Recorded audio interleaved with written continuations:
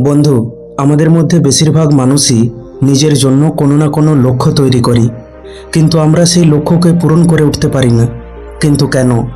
আজ আমরা এই ভিডিওতে সেটাই জানতে চলেছি। আজ আমরা একটি কাহিনীর মাধ্যমে জানব নিজের লক্ষ্যকে অর্জন করতে কি কি গুণ বা কোয়ালিটি দরকার।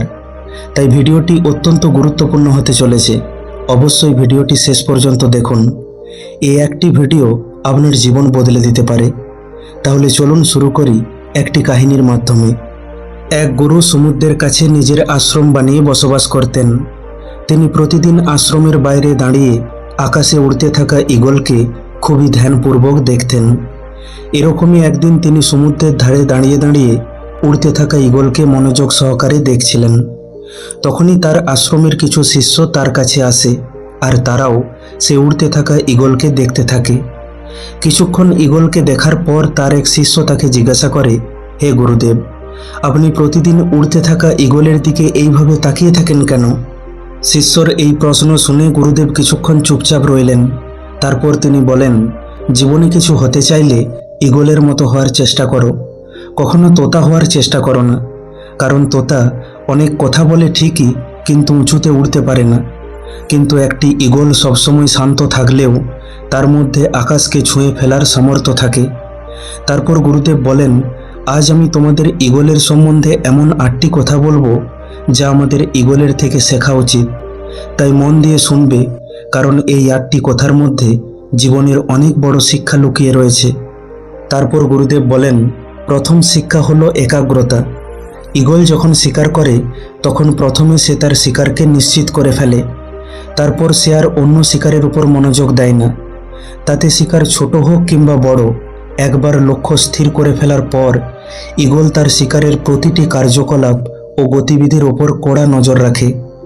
যখন সে মাছের শিকার করে তখন সে সমুদ্রের সব মাছের ওপর লক্ষ্য রাখে না, বরং তাদের মধ্যে যে কোনো একটি মাছের ওপর সে লক্ষ্য রাখতে শুরু করে।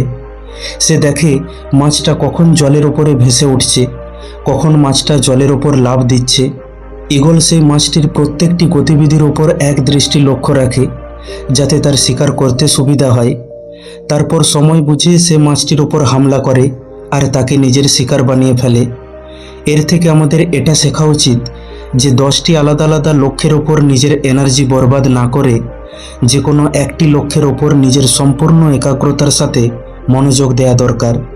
আর যতটা সম্ভব সেই লক্ষ্যের সম্বন্ধে জানার ও শেখার চেষ্টা করা দরকার। সেটাকে কিভাবে অর্জন করতে হবে সেই সম্বন্ধে পরিকল্পনা করা দরকার। সাথে সাথে এটাও দেখা দরকার সেই লক্ষ্যকে পূরণ করতে কি কি বাধা আসতে পারে, কি কি চ্যালেঞ্জ আসতে পারে, আর কিভাবে সেই বাধাগুলি পেরিয়ে আমরা সেই লক্ষ্যকে পূরণ করতে পারবো। এই সমস্ত কিছু আমাদের আগে থেকেই ঠিক করে নিতে হবে। দ্বিতীয় শিক্ষা, একা থাকতে শিখো। ঈগল প্রায়ই একা উড়ে আর উঁচুতে উড়ে। ঈগল কখনো অন্য পাখির সাথে আকাশে উড়ে না। ঈগল হলে ঈগলের সাথে উড়ে, আর না হয় একা একা উড়ে। এখান থেকে আমাদের এটা শেখা উচিত যে আমাদেরকেও জীবনে ছোট চিন্তাভাবনা সম্পন্ন মানুষের থেকে দূরে থাকতে হবে। হয় বড় ও উঁচু চিন্তাভাবনা সম্পন্ন মানুষের সাথে থাকো, আর না হয় একা থাকো। কারণ আমরা যেমন মানুষের সঙ্গে থাকি শেষ পর্যন্ত আমরা তেমনই হয়ে উঠি। সেই জন্য বড় মনের মানুষের সাথে থাকো, আর না হয় একা থাকো। আর একা থাকলে তবেই আমরা নিজেকে বুঝতে পারবো, নিজেকে জানতে পারবো, নিজের মধ্যে থাকা গুণাগুণ ও ত্রুটিগুলিকে বুঝতে পারবো। তৃতীয় শিক্ষা, নিজের সীমার থেকে ওপরে ওঠো।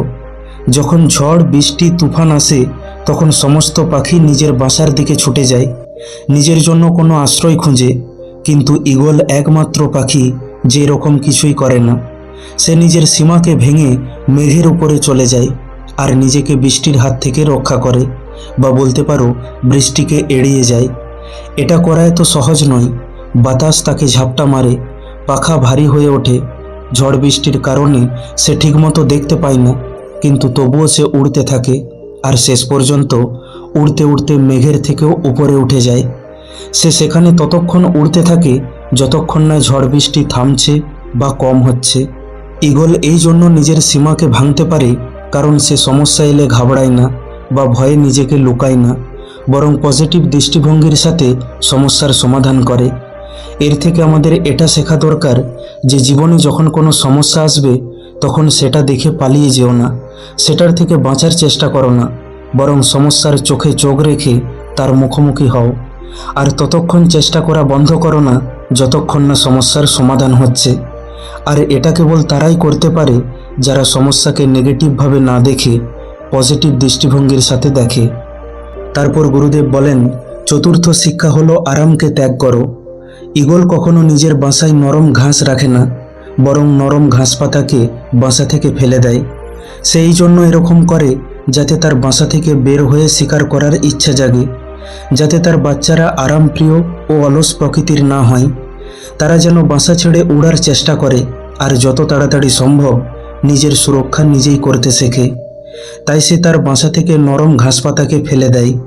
আর সেখানে আমরা মানুষেরা বড় বড় লক্ষ্যকে পূরণ করতে চাই, স্বপ্নকে সত্যি করতে চাই, কিন্তু নিজের আরামকে, নিজের কমফোর্ট জোনকে ছাড়তে চাই না। আমরা প্রতিদিন ভিন্ন ভিন্ন আরামদায়ক জিনিসকে বাড়িতে নিয়ে আসি, যাতে বেশি পরিশ্রম করতে না হয়, যাতে আমরা আরামে থাকতে পারি। আমরা আরামকে একটু বেশি গুরুত্ব দিয়ে থাকি। কিন্তু ঈগলের থেকে আমাদের এটা শেখা দরকার যে আরামকে ত্যাগ করো, কারণ যেখানে আরাম আছে সেখানে উন্নতি নেই। নিজেকে প্রতিদিন একটু মুশকিল পরিস্থিতির মধ্যে দিয়ে যেতে দাও, কারণ এই মুশকিল পরিস্থিতি আমাদের মজবুত করে তোলে, জীবনে এগিয়ে যেতে সাহায্য করে। পঞ্চম শিক্ষা হলো নির্ভীকতা। ঈগল কখনো তার শিকারের আকার ও ক্ষমতা দেখে ঘাবড়ায় না, আর না সে সহজেই হার মেনে নেয়।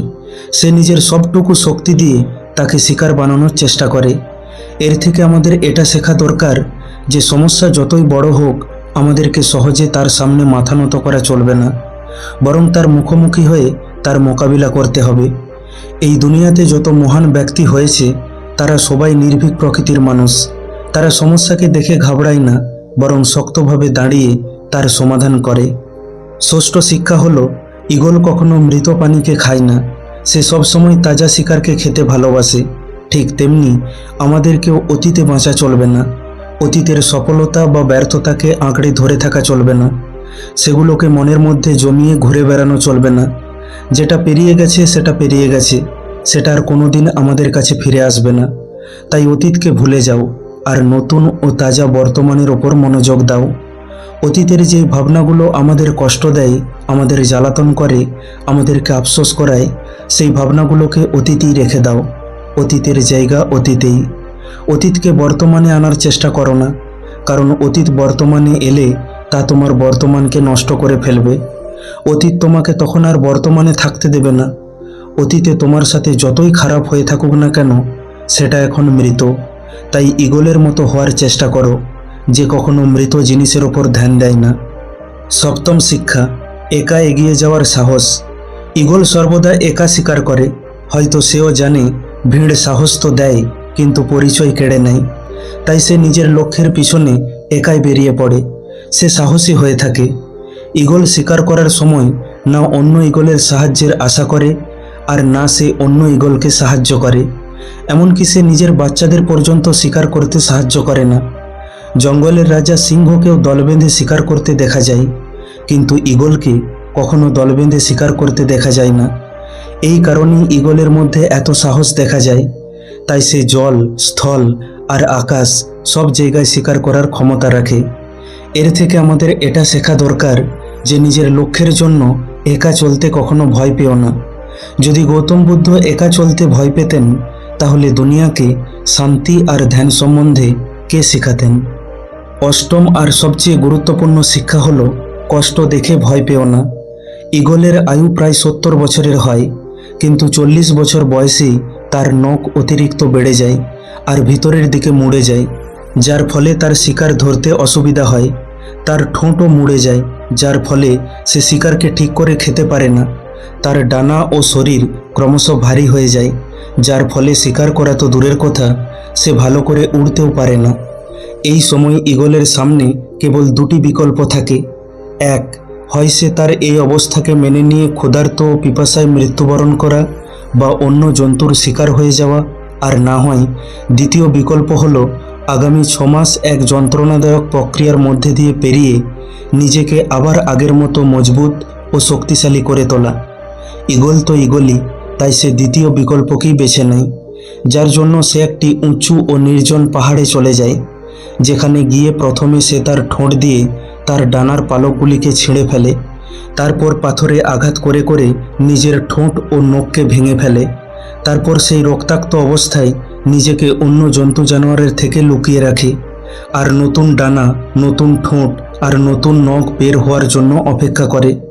আগামী 6 মাস সে এই যন্ত্রণাদায়ক প্রক্রিয়ার মধ্যে দিয়ে নিজেকে নিয়ে যায়। তারপর যখন নতুন ডানা, নতুন ঠোঁট আর নতুন নখ বের হয়, তখন সে তার নতুন জীবন শুরু করে আর বেরিয়ে পড়ে শিকার করার জন্য। এরপর সে আরও 30 বছর বাঁচে, আর কেবল বাঁচে না, সে নিজের পুরনো মর্যাদার সাথে আকাশে রাজ করে। এর থেকে আমাদের এটা শেখা উচিত যে সময় এলে আমাদেরকেও কিছু পুরনো অভ্যাসকে ত্যাগ করতে হবে, যাতে কিছু নতুন পেতে পারি। তাতে সেই অভ্যাসকে ছাড়া যতই মুশকিল হোক, যতই কষ্ট হোক, যতই যন্ত্রণাদায়ক হোক, তাও আমাদের সেগুলোকে ত্যাগ করতে হবে। কারণ যা আমাদের পিছনের দিকে নিয়ে যায় অথবা যা আমাদের এগিয়ে যেতে বাধা দেয়, সেগুলোকে ছেড়ে দেওয়াই বুদ্ধিমানের কাজ, যাতে আমরা পুনরায় একটা নতুন জীবন শুরু করতে পারি। তারপর গুরুদেব বলেন, এই ছিল 8টি শিক্ষা যা আমাদের ঈগলের থেকে শেখা উচিত। শিষ্যরা বলে, হে গুরুদেব, আমরা তো কখনো ভাবিনি যে ঈগলের মতো একটা সামান্য পাখির থেকেও এত কিছু শেখার আছে। তারপর এই জ্ঞানের জন্য শিষ্যরা গুরুকে ধন্যবাদ জানিয়ে নিজের নিজের কাজে লেগে পড়ে। বন্ধু, আশা করি এই কাহিনীটি থেকে আপনি অনেক কিছু শিখতে পারলেন। ভিডিওটি কেমন লাগলো অবশ্যই কমেন্ট করে জানান। ভালো লাগলে লাইক করে দিন আর আপনজনের সাথে শেয়ার করে নিন। প্রতিনিয়ত এই রকম শিক্ষামূলক কাহিনী পেতে এখনই আমাদের চ্যানেলটিকে সাবস্ক্রাইব করে পাশে থাকা বেল আইকনটিকে দাবিয়ে দিন, যাতে আমাদের প্রত্যেকটি ভিডিও সবার প্রথমে আপনার কাছে পৌঁছায়। খুব তাড়াতাড়ি ফিরে আসব অন্য একটি শিক্ষামূলক ভিডিও নিয়ে। ভালো থাকবেন। ধন্যবাদ।